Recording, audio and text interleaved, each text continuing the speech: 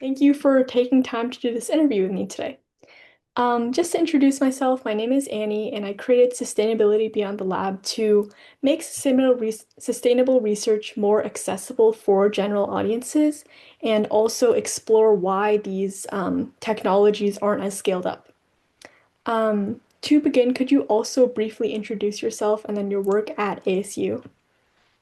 Absolutely, yeah. Thanks for the opportunity to chat with you. I'm really excited. My name is Matt Green. I'm a professor in chemical engineering at Arizona State University, and I'm also director of the Center for Negative Carbon Emissions there. And so that center is focused on developing new materials and new processes and technologies that can take carbon dioxide out of the air and then either find ways to secure that, store it, and put it away so that it doesn't affect the ambient temperature. Or there's opportunities to potentially convert that into things like fuels or foods or other fine chemicals that could have commercial potential. And so we're kind of looking at all of those different avenues. And we also have a pillar of work going on within the center to do a couple of things involving, the human side of this equation, so to understand what it is that communities are looking for in terms of, water security, looking at their future economic development and seeing how technologies like carbon capture play into that. And then also looking at the frameworks from kind of a geopolitical standpoint that incentivize this area of work, right? So what are the accounting mechanisms that are used to balance carbon sheets for municipalities, for companies, for countries, for us as a global community? And are those the right mechanisms, or are there new innovative pathways to do that? So it's kind of a holistic look at carbon dioxide and its effect on human life and the planet. Yeah, thank you for that overview. For audiences that might not be familiar with like direct carbon or direct air carbon dioxide capture, what are the biggest kind of challenges involved in capturing CO2 from the atmosphere? Yeah, there's a few. The biggest one is arguably that, for every million molecules in the air around you, only 400 of those are carbon dioxide. So that's 0.04%. And so it's not quite looking for a needle in a haystack, but it's, you're trying to selectively pull out individual molecules that are very dilute in the atmosphere. And so historically, the technologies that we would use to do such a thing are horribly inefficient when we use them at these such dilute concentrations. And so what we're trying to do is develop new technologies that are designed for that purpose, that work efficiently and very selectively remove carbon dioxide. So that's probably the biggest challenge. And associated with that is the amount of energy that we need to run the process. And so historically, energy does not have a carbon neutral or carbon negative footprint. And so if you're using fossil-derived energy to power technology to take CO2 out of the air, the balance of what you can afford to do becomes pretty tricky. Mhm. Focusing on your research on developing novel polymeric materials and membranes for carbon dioxide capture, what properties of these materials make them so effective at selectively capturing carbon dioxide? Yeah, so we've basically my research group is I'm both a chemist and a chemical engineer, and so I understand these molecules at the molecular level, but also how to build processes around those and scale them up. And so the research that we do is kind of exciting in that sense. But so to answer your question, basically what we've designed these molecules to do is very selectively react with carbon dioxide in the atmosphere. And so it is like selectively pulling a needle out of a haystack. It's kind of like it's a magnet, and boop, the needle really, it just kind of shoots right out of the haystack. So that's how they are so effective. And then the other piece of that too is because we're using polymeric materials, over the last many decades, significant work has been done to reduce the costs and innovate the processing technologies available to make plastics and polymers. Mhm. And so we have this really diverse set of chemistry available to us. We have all of these processing tools that are very inexpensive. The materials themselves are inexpensive. And so collectively, what that means is we can very cheaply make these materials that are very selective at taking CO2 out of the air. And that's why they are kind of leading the charge in the space. Yeah. Your group has worked on a lot of moisture-driven and autothermal approaches to direct air capture. How do these approaches reduce like energy requirements for traditional carbon dioxide capture materials? And what are kind of the remaining challenges? Yeah, that's a great question. So traditionally, the way the sorbent would work is CO2 comes and binds to that material, Mhm. and then you'll turn on an oven, right? Or maybe you'll use steam to heat the system up, and you have to heat it up to a certain temperature, usually about 80 to 120 degrees Celsius. And then the CO2 will release, right? That basically breaks the bond between the carbon dioxide and the sorbent material.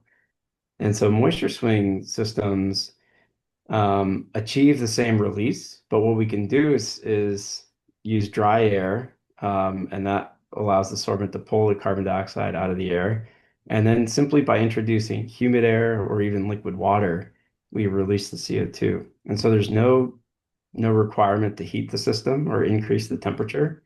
It's basically the change in how the moisture interacts with the sorbent and the bound CO2 that causes it to release.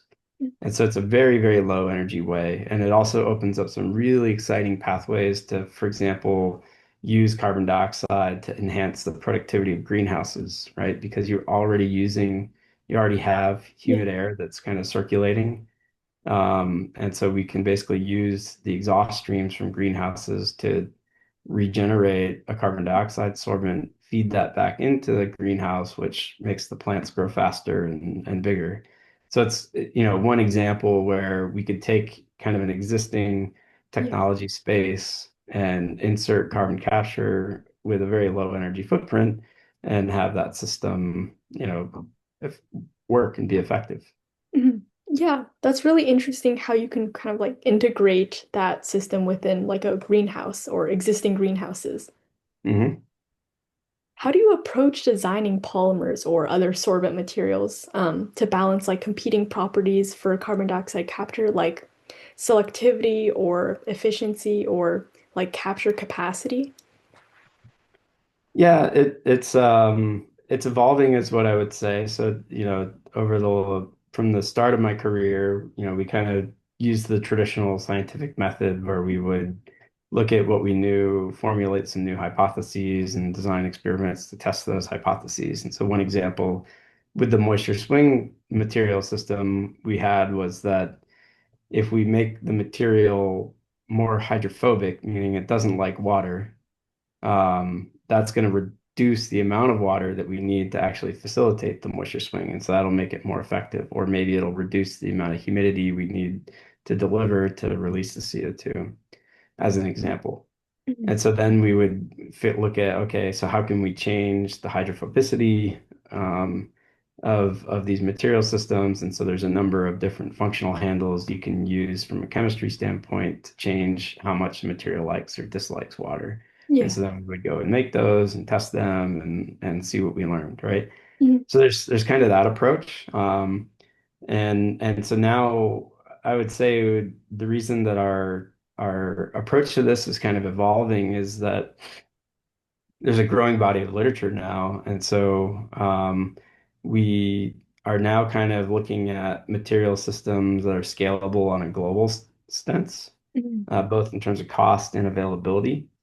And the reason for that is, if we, as a global society around the world, right, we emit about 40 billion tons of CO2 every year.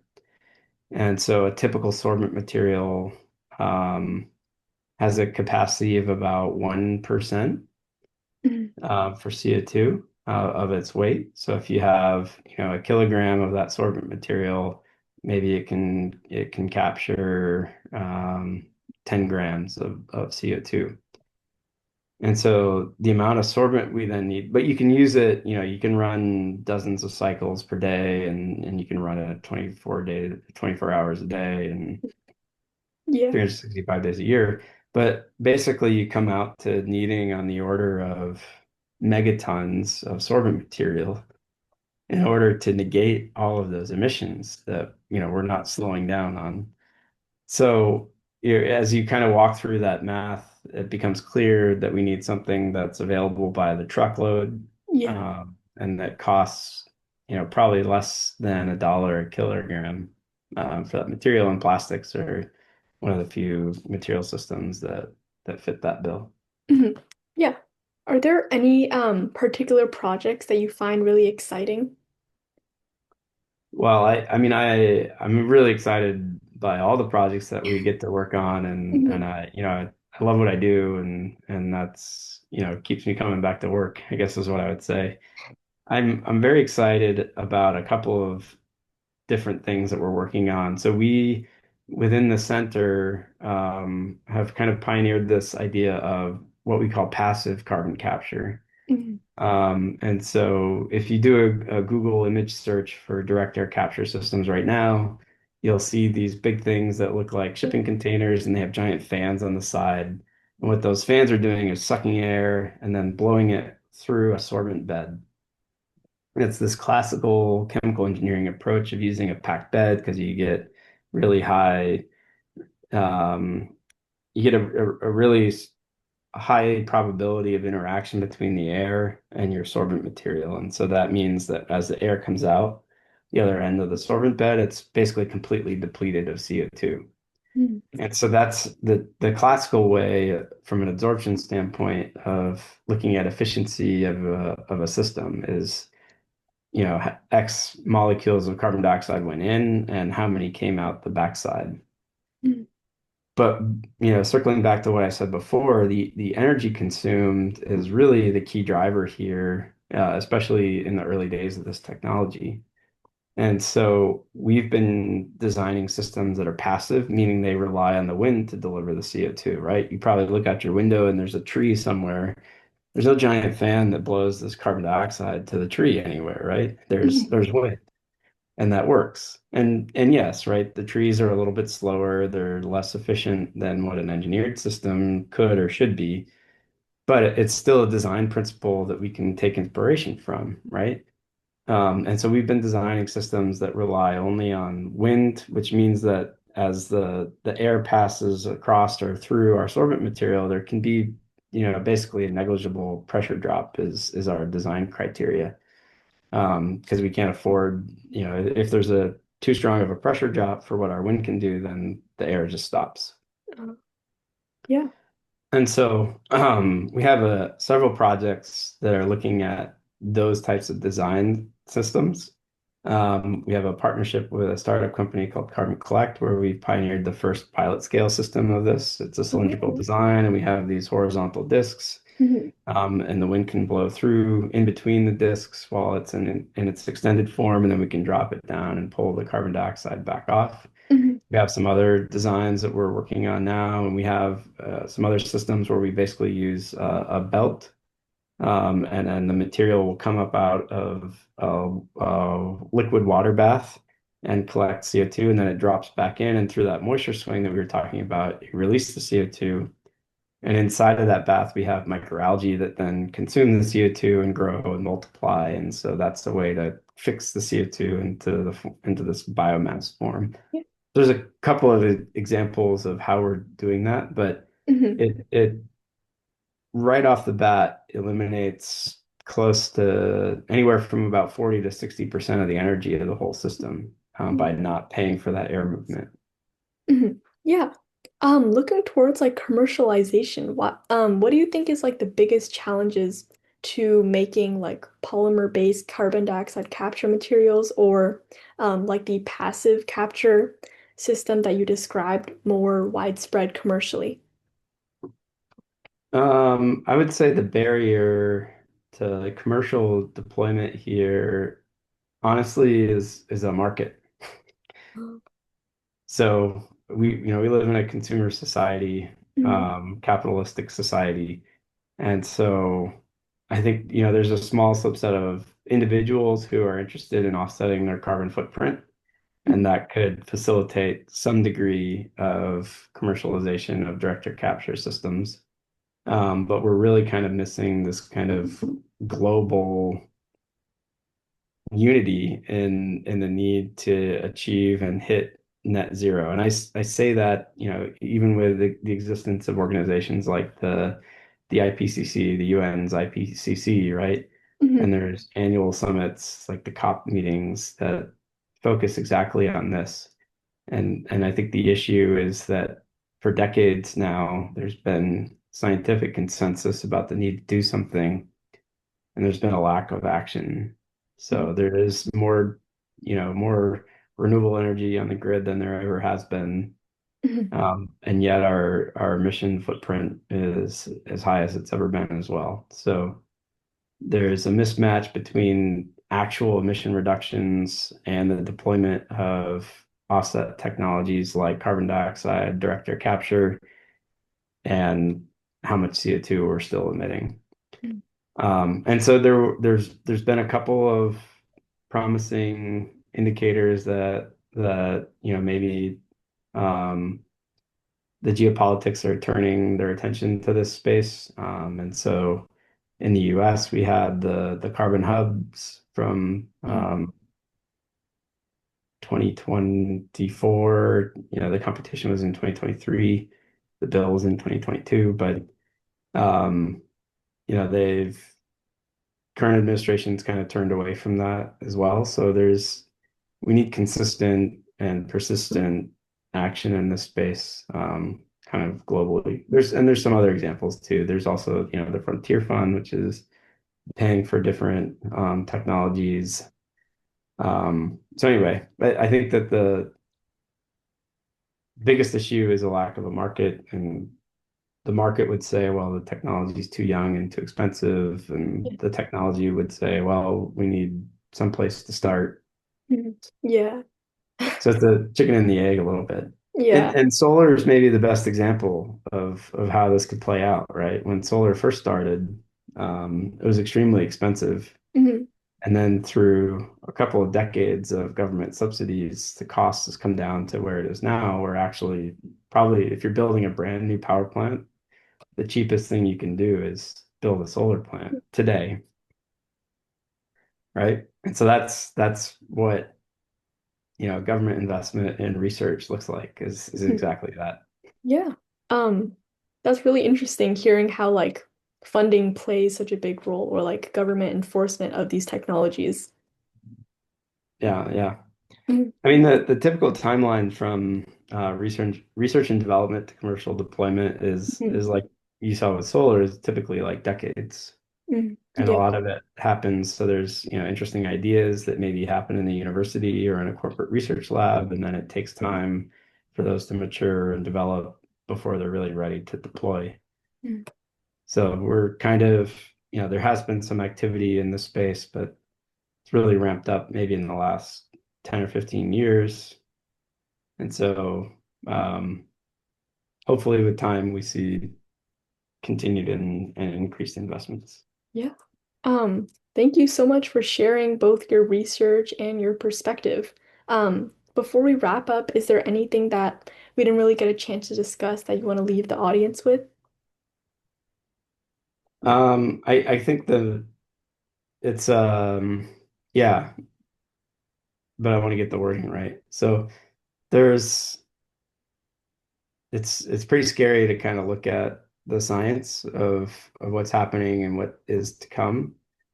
And I guess what I would want to leave everybody with is this message of hope, right? That the technologies to abate emissions and actually reverse the accumulation of carbon dioxide in the atmosphere, they exist. And they are young, but they are ready to deploy. And as we continue to work on them, they will get better and cheaper and more efficient. Mm. And so that's really the key message is that these technologies, it's not impossible.